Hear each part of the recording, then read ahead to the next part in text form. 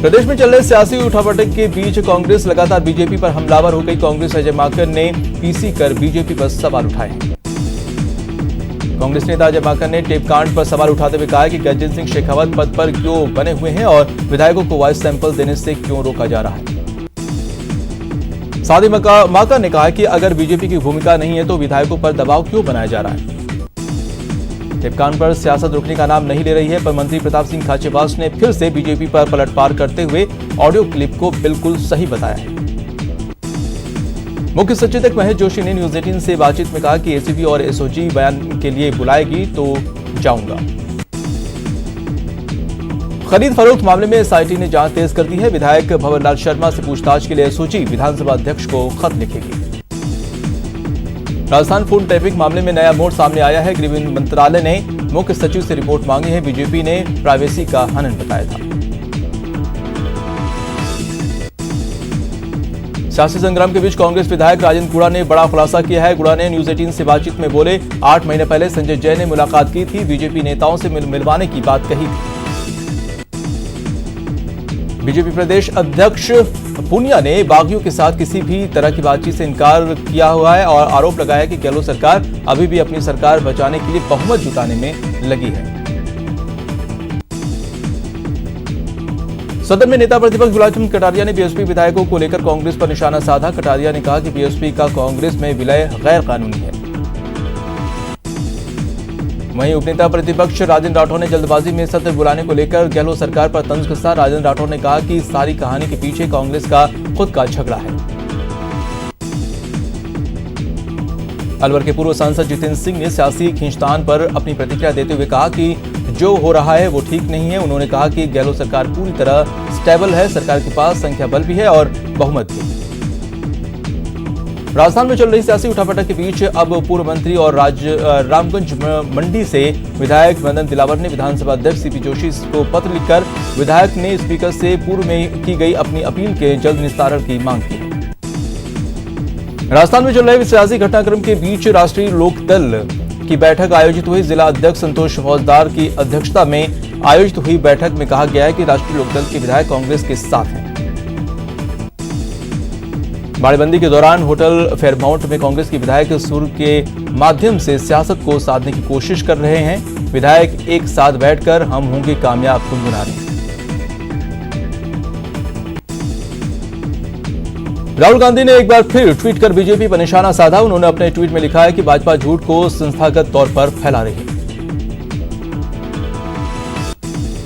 Micro blogging site Twitter पर प्रधानमंत्री नरेंद्र मोदी ने एक और कामयाबी हासिल की है। पीएम नरेंद्र मोदी के ट्विटर अकाउंट पर फॉलोअर्स की संख्या 60 मिलियन यानी कि 6 करोड़ हो गई है। इस वक्त पीएम मोदी को ट्विटर पर 6 करोड़ लोग फॉलो करते हैं। 5 अगस्त को अयोध्या में राम मंदिर का भूमि पूजन होगा। माना जा रहा है कि पीएम मोदी भी समारोह के लिए अयोध्या आ सकते हैं। राम जन्मभूमि तीर्थ क्षेत्र ट्रस्ट ने शनिवार को हुए बैठक में भूमि पूजन की तारीख तय की। प्रस्तावित राम मंदिर में 3 की जगह 5 गुंबद होंगे। वहीं मंदिर की ऊंचाई भी प्रस्तावित नक्शे से अब ज्यादा होगी। माना जा रहा है कि राम मंदिर 3 से 3.5 साल में बनकर तैयार हो जाएगा। दिल्ली में तेज बारिश के बाद कई इलाकों में पानी भर गया है। तो मिंटू रोड इलाके में अंडरपास में पानी भरने के बाद अंडरपास से गुजर रही टीटीसी की एक बस पानी में डूब गई। बस ड्राइवर की डूबने से मौत हो गई। दिल्ली के आईटीओ इलाके में नाले के किनारे बने कुछ मकान पर बारिश का कहर टूटा है। देखते ही देखते कई मकान धराशायी हो गए, लेकिन इस हादसे में किसी को नुकसान नहीं पहुंचा है। धमकी मामले में रिया की शिकायत के बाद सांता क्रूज पुलिस कार्रवाई शुरू कर दी है। 2 लोगों के खिलाफ मामला दर्ज किया गया है। दोनों शख्स पर भद्दे मैसेज और धमकी देने का आरोप है। राजस्थान ओलंपिक संघ की एजीएम जनार्दन सिंह की अध्यक्षता में नई कार्यकारिणी घोषणा की गई है। संघ ने राजस्थान खो खो संघ को भी मान्यता दे दी है। एनएसयूआई ने संदिग्ध कार्यकर्ताओं की छंटनी का काम शुरू कर दिया है। संगठन निष्ठावान पार्टी कार्यकर्ताओं को ही आगे बढ़ाएगा। पायलट समर्थित प्रदेश अध्यक्ष अभिमन्यु पुनिया को पद से हटाने के बाद अभिषेक चौधरी को जिम्मेदारी सौंपी है। देश में कोरोना संक्रमण के मामले थमने का नाम नहीं ले रहे हैं। पिछले 24 घंटे में एक दिन में अब तक सबसे अधिक 38,902 मामले सामने आए हैं। वहीं 543 लोगों की मौत हुई है।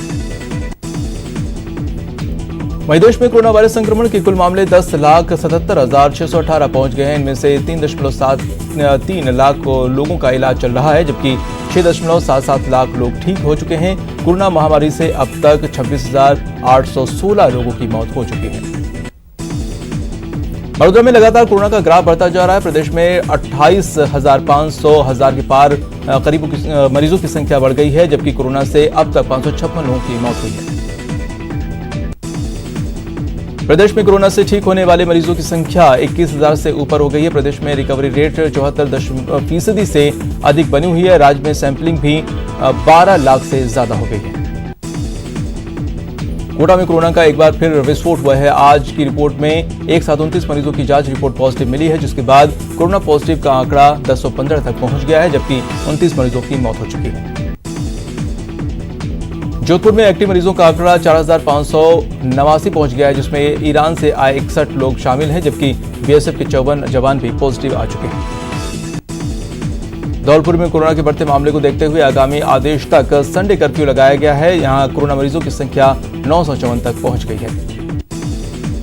अलवर में स्वास्थ्य विभाग की बड़ी लापरवाही सामने आई है। बिना जांच रिपोर्ट के कर्मचारियों ने एक घर के बाहर नोटिस लगा दिया है। अजमेर के जेएलएन अस्पताल की भारी लापरवाही देखने को मिली है। यहां कोरोना पॉजिटिव मरीज की मौत के बाद परिजनों को शव को बिना पीपीई किट पहने हाथ लगाना पड़ा। मृतक की 3 दिन पहले रिपोर्ट पॉजिटिव आई थी। अजमेर में टाटा पावर अपने कर्मचारियों को कोरोना संक्रमित होने से नहीं बचा पा रही है। टाटा पावर के कॉल सेंटर के 5 कर्मचारी कोरोना संक्रमित पाए गए हैं, जिसके बाद कार्यालय में हड़कंप मच गया। कोरोना ने अब जैसलमेर में भी पैर पसारने शुरू कर दिए हैं। 2 स्थानीय लोगों की रिपोर्ट में पॉजिटिव मिली है, जिसमें पूरे इलाके में हड़कंप मच गया है। भरतपुर के बयाना में दोबारा से पॉजिटिव मामले सामने आए हैं। एसडीएम ने व्यापारियों के साथ बैठक की, जिसमें व्यापारियों ने भी अपनी भागीदारी निभाने का फैसला लिया। राजसमंद में पॉजिटिव का आंकड़ा 444 को पार कर गया है, जबकि 3 की मौत हो चुकी है। रिपोर्ट में 20 लोग कोरोना पॉजिटिव पाए गए हैं। जोधपुर कोरोना मरीजों के बढ़ते आंकड़ों पर पुलिस ने अब सख्ती बढ़ा दी है। सरकार की गाइडलाइन के मुताबिक रात 10 बजे से सुबह 5 बजे तक कर्फ्यू लागू कर दी गई है। कोटा में 2 मरीजों को डिस्चार्ज किया गया है। वहीं जिले में 54 मरीजों की जांच रिपोर्ट पॉजिटिव आई है। बूंदी में किसान भवन को कोविड केयर सेंटर के रूप में बदलने के लिए युद्ध स्तर पर तैयारियां चल रही हैं। सेंटर के जल्द ही शुरू होने की उम्मीद बढ़ गई है। कोटा में कोरोना ने एक महिला पर डबल अटैक किया है। अप्रैल में कोरोना पॉजिटिव महिला स्वस्थ होकर घर लौटी थी, लेकिन हैरानी वाली बात यह है कि वो दोबारा उसकी रिपोर्ट पॉजिटिव आई है। कोटा में 2 वकीलों और एक न्यायिक कर्मचारी के कोरोना पॉजिटिव आने के बाद कोर्ट परिसर को सैनिटाइज किया गया। कोटा में कोरोना संक्रमण को लेकर ऐसा मामला सामने आया है, जिससे डॉक्टर्स भी हैरान है। एक ही महिला मरीज उपचार के बाद रिकवर होती है, लेकिन शनिवार को उसकी टेस्टिंग की तो जांच रिपोर्ट पॉजिटिव आई। अलवर के निमराड़ा कस्बे में कोविड-19 के प्रोटोकॉल के तहत आमजन को पुलिस और प्रशासन ने जागरूकता अभियान चलाकर सजग किया और उन्हें मास्क सैनिटाइजर वितरित किए गए। अलवर में कोरोना को देखते हुए कोरोना जांच के लिए माइक्रो ब्लॉकिंग जांच लैब से शुरू की जा रही है। अलवर में कोरोना के संक्रमण फैलने से रोकने के लिए सख्ती बरतने के संकेत दिए गए हैं। एडीएम ने बैठकर सभी अधिकारियों को आवश्यक दिशा निर्देश दिए। अलवर में इस साल कोरोना के चलते राखियों का व्यवसाय ठप पड़ा है। राखी व्यवसाय की इस बार बिक्री घटकर मात्र 15 से 20% रह गई है, जिससे व्यापारियों को करोड़ों रुपए का नुकसान हुआ है। धौलपुर के देहौली थाना में 2 पक्षों में खूनी जंग हो गई। विवाद इतना बढ़ गया कि एक पक्ष के लोगों ने फायरिंग कर दी, जिसमें 6 लोग घायल हो गए। भरतपुर में पुलिस पर हमले की घटनाएं बढ़ती जा रही हैं। झटोला गांव में इनामी बदमाश को पकड़ने गई पुलिस पर ग्रामीणों ने पथराव कर दिया। झड़प में कांस्टेबल की पिस्टल से मैगजीन समेत 10 राउंड कारतूस वहीं गिर गए। प्रतापगढ़ जिले की अरनू थाना पुलिस ने करोड़ों की ब्राउन शुगर तस्करी का खुलासा किया। पुलिस मामले में लंबे समय से फरार चल रहे तस्कर को गिरफ्तार किया। चुरू के सुजानगढ़ में जमीनी विवाद को लेकर 2 पक्षों में चाकूबाजी हो गई, जिसमें 27 साल के एक युवक घायल हो गया। फिलहाल घायल का राजकीय अस्पताल में इलाज चल रहा है। भीलवाड़ा में एक प्रेमी युगल के सुसाइड का मामला सामने आया है। शव खेत में चारपाई पर पड़ा मिला। चूरू के साजनसर गांव में एक ऊँटनी के बच्चे में से बर्बरता का सनसनीखेज मामला सामने आया है। 4 साल की ऊँटनी पर आरोपियों ने ताबड़तोड़ वार कर उसके एक पैर को काट डाले। पुलिस आरोपी की तलाश में जुटी है। कोटा में आरपीएफ ने बड़ी कार्रवाई को अंजाम दिया है। आरपीएफ की टीम ने रेलवे टिकटों की दलाली करने वाले एक दलाल को गिरफ्तार किया है। आरोपी के पास से 10 पर्सनल आईडी भी आरपीएफ ने जब्त की है। अजमेर के बजरंगगढ़ चौराहे पर एक अधेड़ का शव मिलने पर सनसनी फैल गई। जानकारी के बाद कोतवाली पुलिस मौके पर पहुंची और निगम के कर्मचारियों की मदद से शव को मोर्चरी में रखवाया। भरतपुर के कामा सबलाना मार्ग पर हादसा हो गया है। यहां बाइक से गिरकर एक महिला गंभीर रूप से घायल हो गई। फिलहाल जिला अस्पताल में महिला का इलाज चल रहा है।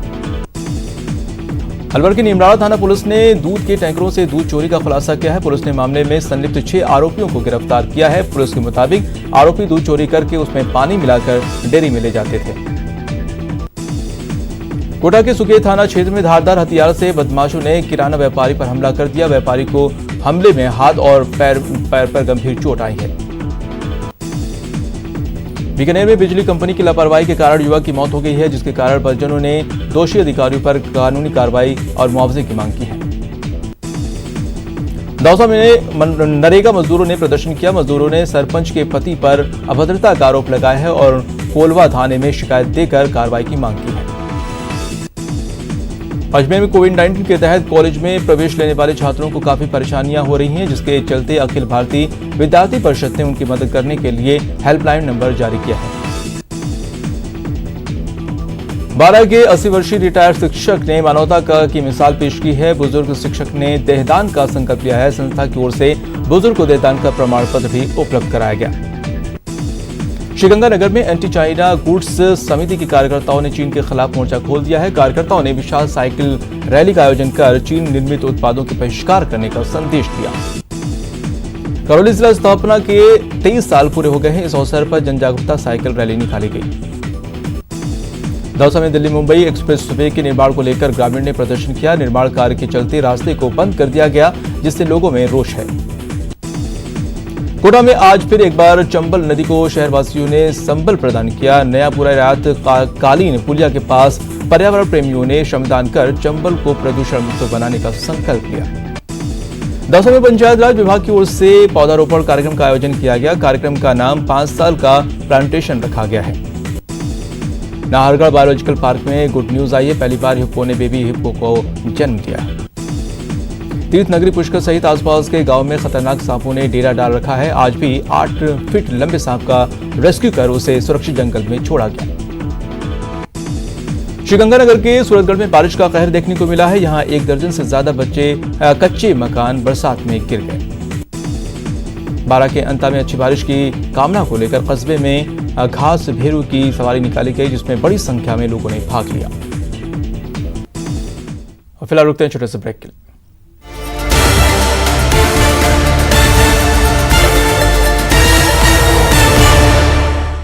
India's first